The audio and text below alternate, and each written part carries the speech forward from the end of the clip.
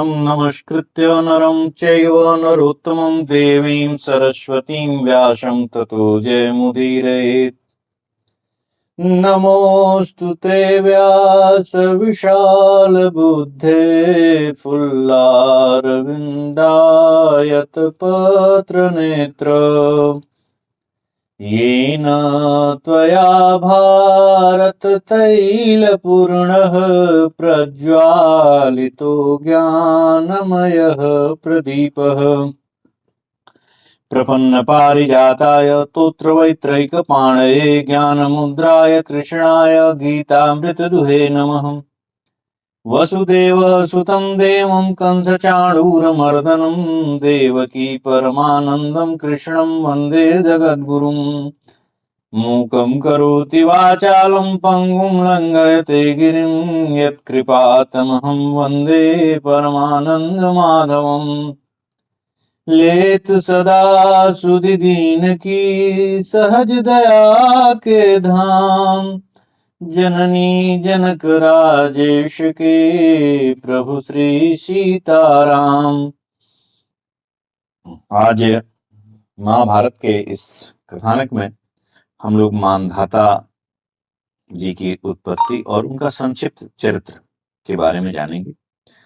मानधाता सतयुग के राजा थे और सभी ने एक अच्छे राजा के रूप में, युग के अलंकार के रूप में इनकी तुलना की है।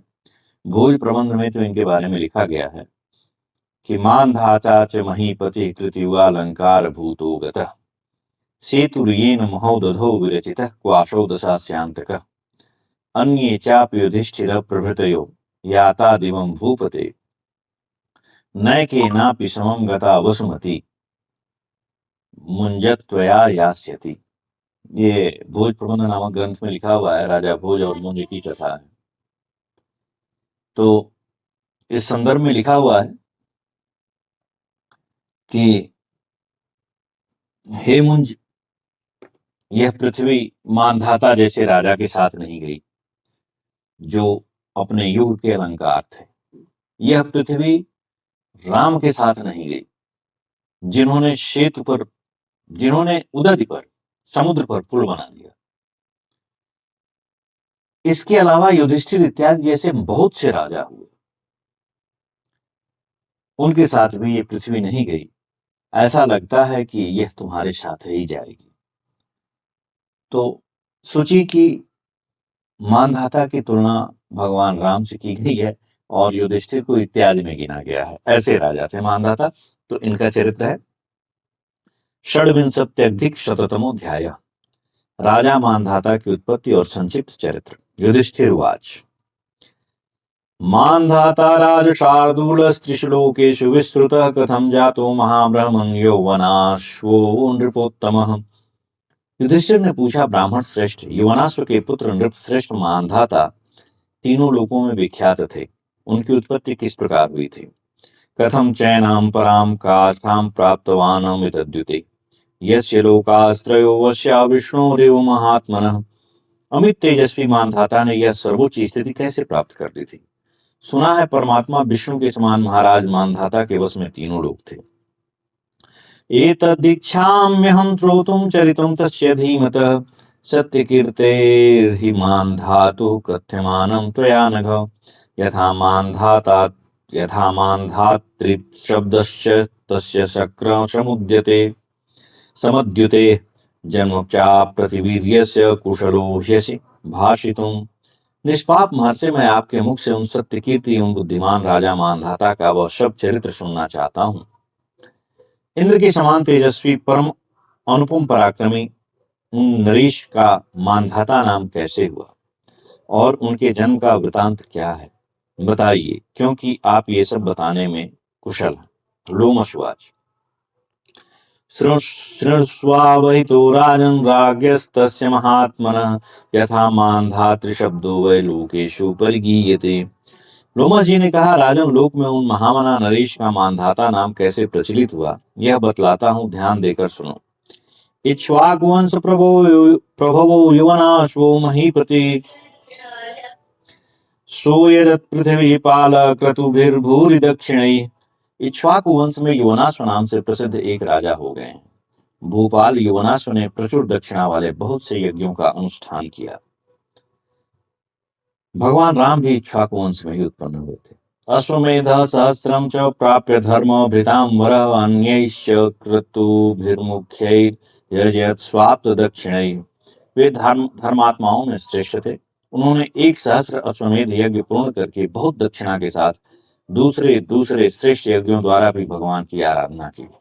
अनपत्यस्तु राजर्षि स महात्मा महाव्रत मंत्रिष्वाधाय तद्राज्यं वननित्यो बभूव शास्त्रदृष्टेन विधिना संयोज्यात्मानमात्मवान् स कदाचिन्नृपो राजन्नुपवासेन दुःखितः पिपासा शुष्कहृदय प्रवेशाश्रमं भृगो तामेव रात्रिं राजेन्द्र महात्मा भृगुनन्दनम् इष्टिं चकार सौद्युम्नैर्महर्षि पुत्र कारणात् संवृतो मंत्रपूतेन वारिणा कलशो महान।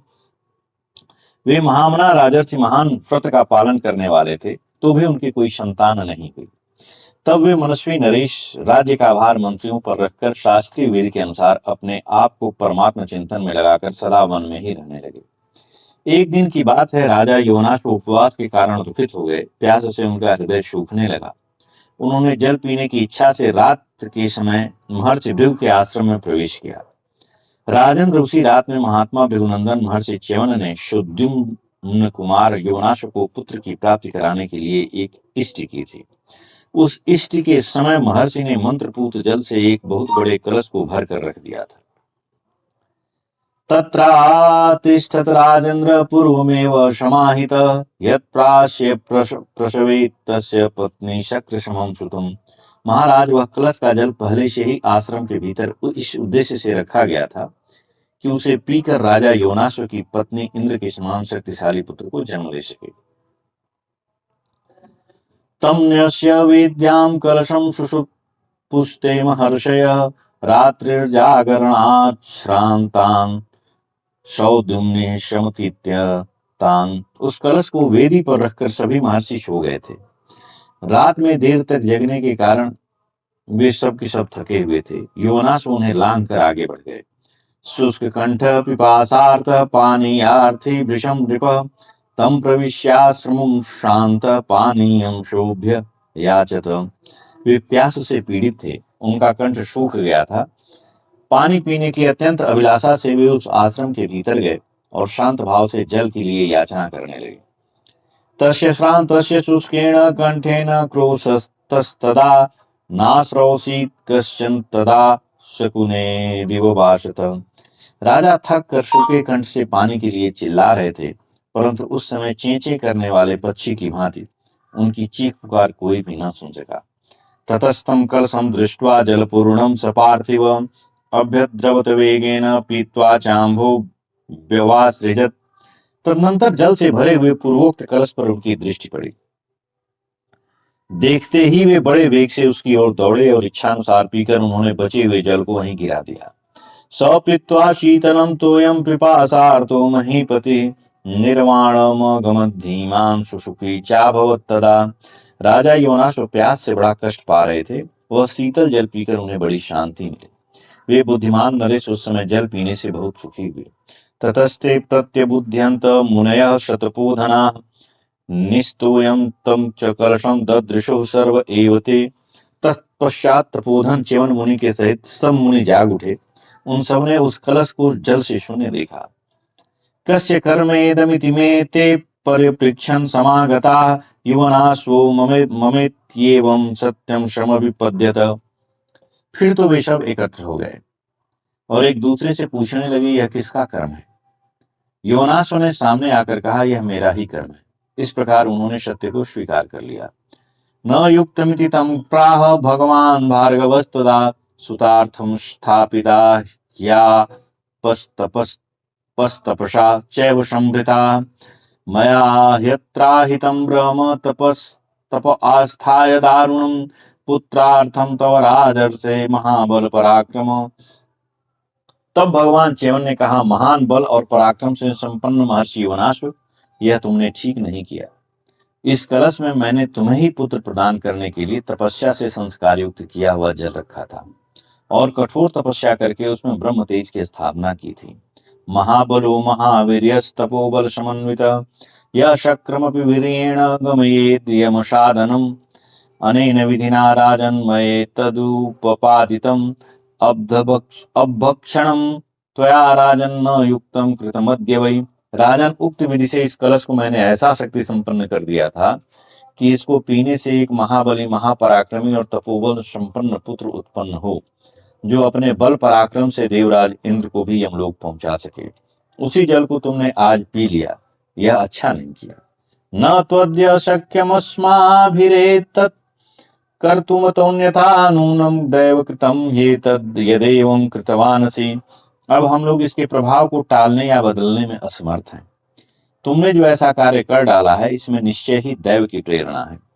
पिपासितेन याः पीता विधि मंत्र पुरस्कृता आपस्त्वया महाराज मत्तपो वीर्यसंभृता ताभ्यस्त्वमात्मना पुत्रम् ईदृशं जनयिष्यसि विधास्यामो वयं तत्र तवेष्टिं परमाद्भुताम् यथा शक्र समं पुत्रं जनयिष्यसि वीर्यवान् गर्भधारणजं वापि न खेदं समवाप्स्यसि। महाराज, तुमने प्यास से व्याकुल होकर जो मेरे तपोबल से संचित तथा विधि पूर्वक मंत्र से अभिमंत्रित जल को पी लिया है, उसके कारण तुम अपने ही पेट से तथाकथित इंद्र विजयी पुत्र को जन्म दोगे। इस उद्देश्य की सिद्धि के लिए हम तुम्हारी इच्छा के अनुरूप अत्यंत अद्भुत यज्ञ कराएंगे, जिससे तुम स्वयं भी शक्तिशाली रहकर इंद्र के समान पराक्रमी पुत्र उत्पन्न कर सकोगे और गर्भधारण जनित कष्ट का भी तुम्हें अनुभव न होगा। ततो वर्षशते पूर्णे तस्य राज्ञो महात्मनः वामं पार्श्वं विनिर्भिद्य सुतः सूर्य इव स्थितः निश्चक्राम महातेजा न च तं मृत्युराविशत् योनाश्वं नरपतिं तदद्भुतमिवाभवत्।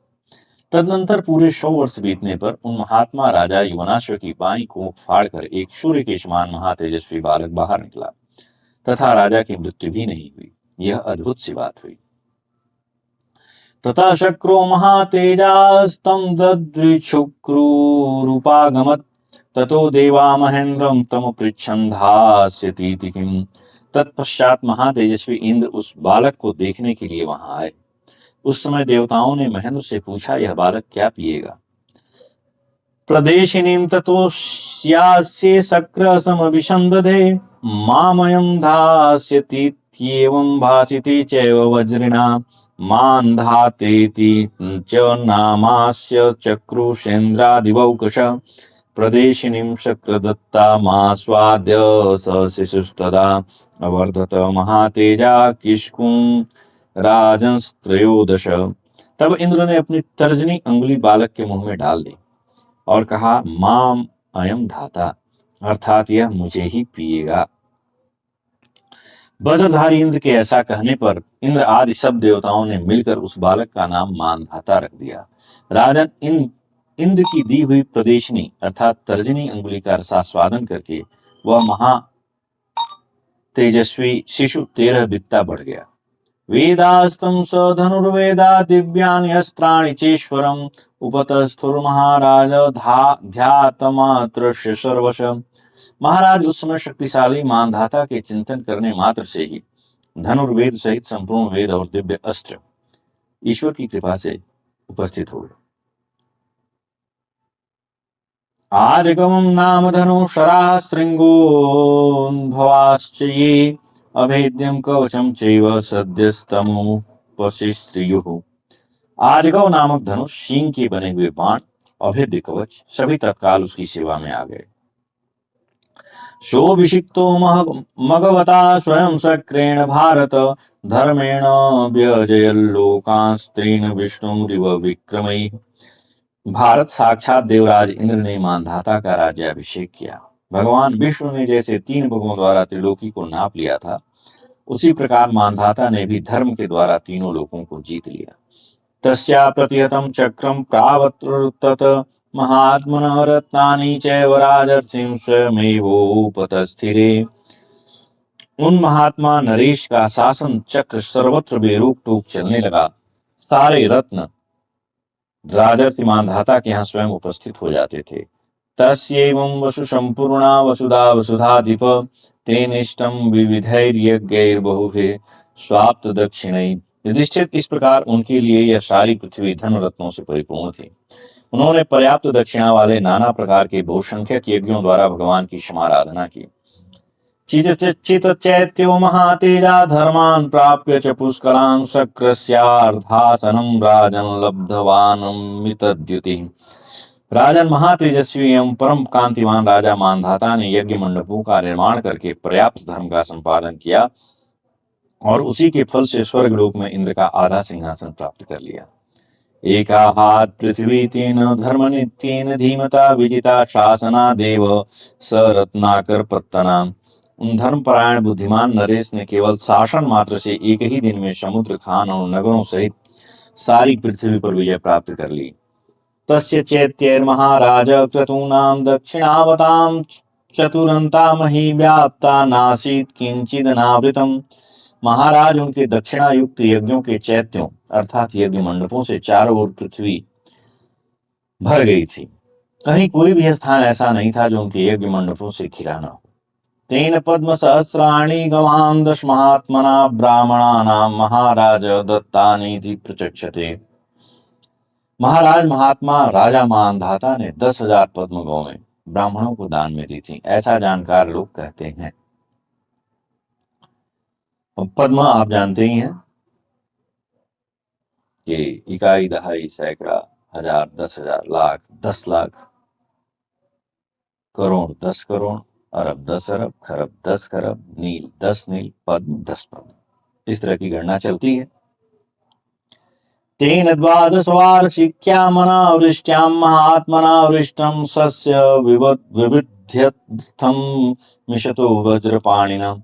उन महात्मा नरेश ने 12 वर्षों तक होने वाली अनावृष्टि के समय वज्रधारी इंद्र के देखते देखते खेती की उन्नत के लिए स्वयं पानी की वर्षा की थी। तेन सोम कुलोत्पन्नो गांधाराधिपतिर्महान गर्जन्यव महामेघ प्रमथ्य निहतः शरयि। उन्होंने महामेघ के समान गरजते हुए महापराक्रमी चंद्रवंशी गांधार राज को बाणों से घायल करके मार डाला था। प्रजाश्चतुर्विधास्तेन त्राता राजन् कृतात्मना तेनात्मतपशालोकास्ता पिताश्चाति तेजसा। युधिष्ठिर वे अपने मन को वश में रखते थे। उन्होंने अपने तपोबल से देवता मनुष्य तिर्यक और स्थावर 4 प्रकार की प्रजा की रक्षा की थी, साथ ही अपने अत्यंत तेज से संपूर्ण लोगों को संतप्त कर दिया था। तस्यैतद्देव यजनं स्थानमादित्यवर्चस पश्य पुण्यतमे देशे कुरुक्षेत्रस्य मध्यतः।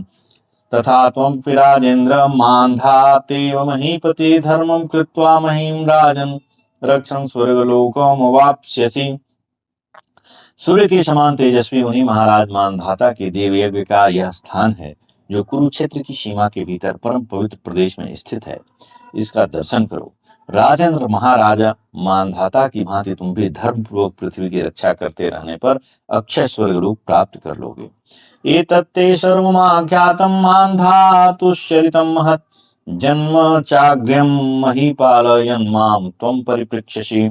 भूपाल, तुम मुझसे जिसके विषय में पूछ रहे थे वह मानधाता का उत्तम जन्म वृतांत और उनका महान चरित्र सब कुछ तुम्हें सुना दिया। वैशंपायनवाच एवमुक्तश्च कौन्तेयो लोमशेन महर्षिणा प्रपच्छानान्तरं भूय सोमकं प्रति भारत। महर्षि लोमस के ऐसा कहने पर कुंती नंदन युधिष्ठिर ने पुनः सोमक के विषय में प्रश्न किया। इति श्री महाभारते वन पर्वणि तीर्थयात्रा पर्वणि लोमस तीर्थयात्रायां मानधातोपाख्याने खड्विंशत्यधिकशततमोऽध्याय। इस प्रकार श्री महाभारत वन पर्व के अंतर्गत तीर्थयात्रा पर्व में लोमस तीर्थयात्रा के प्रसंग में मानधातोपाख्यान विषय 126वां अध्याय पूर्ण हुआ। जय श्री कृष्ण। यहाँ कुछ बातें विचित्र सी लगती हैं कि पुरुष को कैसे पुत्र हुआ और फिर वह बच भी गया।